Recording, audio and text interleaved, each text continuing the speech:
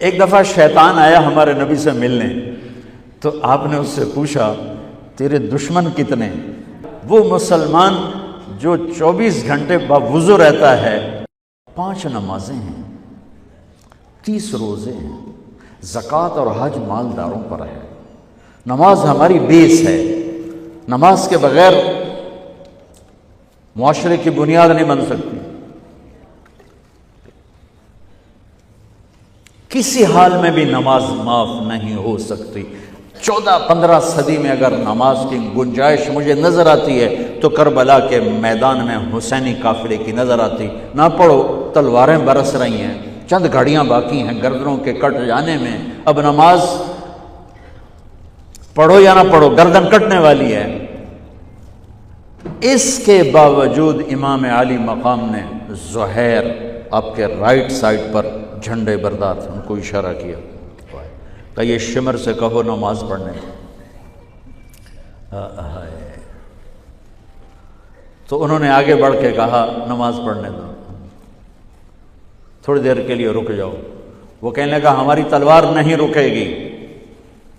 انہوں نے آ کر کہا یہ جواب ہے۔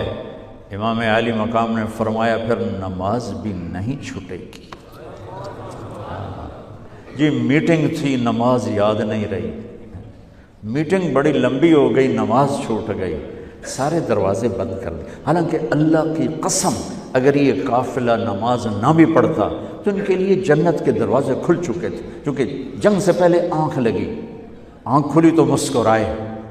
تو بہن نے پوچھا یہ کوئی ہنسنے کا وقت ہے؟ موت سر پہ کھڑی، کہنے لگے یہی تو ہنسنے کا وقت ہے۔ خواب میں اللہ کے نبی آئے ہیں، کہہ رہے ہیں بیٹا میں لینے کے لیے آ چکا ہوں۔ پھر نماز نہیں چھوڑی تو پی آئی اے والا کہہ سکتا ہے کہ جو میں جہاز اڑا رہا تھا نماز چھوڑ گئی۔ ارے بھائی پوچھو علماء سے سفر میں کیسے پڑھنی ہے، آسانی کر دی، چھوٹی کر دی، معافی نہیں ہے۔ اگر معافی ہوتی تو اس حسینی قافلے کو ہوتی۔ آدھے نماز پڑھو آدھے جنگ کرو۔ اب تو 1440 ہجری ہو چکی ہے، 1440 سال میں سب سے خوبصورت نماز جو پڑھی گئی کربلا کے میدان میں پڑھی گئی، سب سے خوبصورت سجدہ جو کیا گیا کربلا کے میدان میں کیا گیا۔ اور زمین نے بھی کیا فخر کیا ہوگا کربلا کی زمین نے کہ آج کون ہیں جن کے ماتھے میرے اوپر ٹک کر یوں لگ رہے ہیں جیسے ٹیکا میرے ماتھے پہ آ گیا۔ جب سبحان رب الاعلیٰ کی صدا گونجی ہوگی تو زمین کی 7ویں تہ بھی ٹھنڈی ہو گئی ہوگی۔ تو میرے نبی کا نواسا ہمارے لیے دروازے بند کر کے جا رہا ہے۔ کسی حال میں نہیں چھوڑ سکتے نماز، سوائے اس کے کہ بے ہوش ہو جاؤ، چلو ٹھیک ہے، اس کے علاوہ نہیں چھوڑ سکتے۔ لیٹے لیٹے پڑھو، نہیں اٹھ سکتے لیٹے پڑھو، آنکھوں کے اشارے سے پڑھو، چھوڑ نہیں سکتے ہو۔ آدھوں نے نماز پڑھی، آدھوں نے جنگ کی، پھر آدھوں نے نماز پڑھی اور سب نے جنگ کی، اور عصر میں سب نیزے پہ چڑھ چکے تھے۔ عاشق کا جنازہ ہے، ذرا دھوم سے نکلے، محبوب کی گلیوں سے ذرا گھوم کے نکلے۔ ہمارے دفتروں میں، بازاروں میں، گھروں میں نماز زندہ ہو جائے۔ روزہ تو سال کے بعد آئے گا، بیمار ہے تو چھٹی، مسافر ہے تو چھٹی بعد میں رکھ لینا۔ زکوٰۃ پیسے والے پر ہے، حج پیسے والے پر ہے، ایک نماز ایسا فریضہ ہے جس کے لیے میرے رب نے 700 دفعہ قرآن کو ہلا دیا ہے۔ نماز نماز، کبھی لفظ صلاۃ کے ساتھ، کبھی اور الفاظ کے ساتھ، 700۔ ایک آرڈر آ جائے ملک صاحب کا تو اب ہل جاؤ گے، آرڈر آ گیا، آرڈر آ گیا۔ میرا رب 700 دفعہ کہے اور تمہاری مسجد خالی ہو کہ ہمیں اپنے اللہ اور اس کے رسول کی عظمت اور ہیبت کا پتہ نہیں ہے۔ نماز کے بعد زندگی اگر ساری نماز بنانا چاہتے ہیں، نمازیں کتنی ہیں بھائی بولو؟ 6 ہو سکتی ہیں، 7 ہو سکتی ہیں، نہیں ہو سکتی۔ اگر ساری زندگی نماز بنانا چاہتے ہو کہ میری پوری زندگی نماز بن جائے، چاہے میں آفس میں ہوں، چاہے میں جوڑیا بازار میں ہوں، چاہے میں جہاز اڑا رہا ہوں، چاہے کھوتا ریڑی، ایک حدیث سناتا ہوں، صرف ایک حدیث۔ اس ایک حدیث پہ عمل ہو جائے تو ساری زندگی عبادت بن جائے گی، ساری زندگی بندگی بن جائے گی۔ میرے نبی نے فرمایا اربع اذا کانت فیک، کہ میری امت 4 باتیں لے لو۔ میں قربان جاؤں، میرے نبی بڑے بڑے وظیفے نہیں بتاتے تھے، اپنی امت کو مشقت میں ڈالنے سے بچتے تھے، چھوٹے چھوٹے وظیفے بتاتے۔ ایک صحابی ہے، یا رسول اللہ تنگی ہے رزق کی، کوئی وظیفہ بتائیں۔ کتنے لمبے لمبے وظیفے لوگ پڑھ رہے ہیں کہ کاروبار کھل جائے اور روزی بڑھ جائے، کتنے لمبے چوڑے، کتنے کتابوں میں ایڈے بڑے وظیفے لکھے پہ، پڑھ انجی مندہ بڈھا ہو جائے۔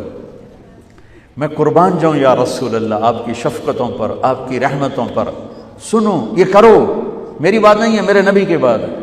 تجربے کی وجہ سے کرو گے تو کچھ نہیں ملے گا، یقین سے کرو گے تو دروازے کھلتے دیکھو۔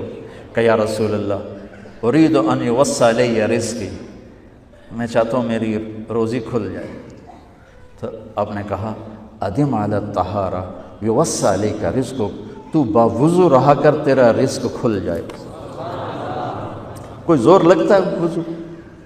تمہارے یہاں تو سردی ہوتی ہی کوئی نہیں کہ بھئی ٹھنڈا پانی ہے کیسے وضو، یہ تو ہمارے لیے مسئلہ ہے کہ بھئی ٹھنڈا پانی ہے کیسے وضو کرو۔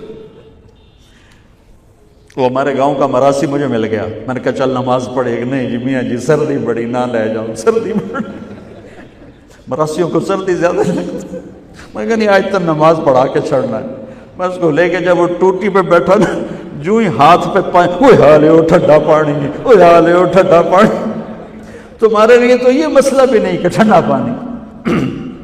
میرے نبی کی یہ سارا مجمع لے لو، یہ اوپر مستورات لے لیں، ادم علی الطہارہ یوسع علیک رزقک۔ میرے نبی نے فرمایا باوضو رہنا شروع کر دے، اللہ تیرا رزق کھول دے گا۔ ابھی اللہ رسول کی آپس کی بات ہے تو میری بات ہوتی تو دیوار پہ مار دو، تجربہ کرو۔ نبی کی بات کو تجربہ کر کے نہیں کرتے، یقین کے ساتھ کرتے ہیں۔